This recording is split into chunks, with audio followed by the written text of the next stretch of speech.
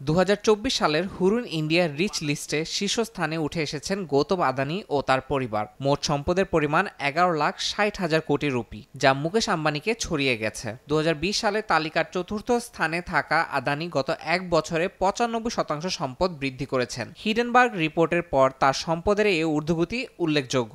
একজন স্বনির্মিত উদ্যোক্তা হিসাবে আদানি গত 5 বছরে শীর্ষ 10 ধনী ব্যক্তিদের মধ্যে সবচেয়ে বেশি সম্পদ বৃদ্ধি করেছেন।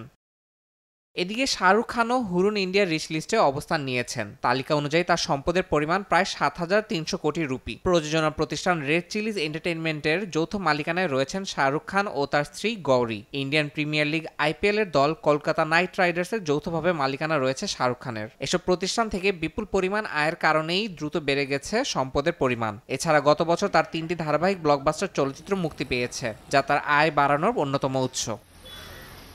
ইয়াসিন মোহাম্মদ জিসান, সময় সংবাদ।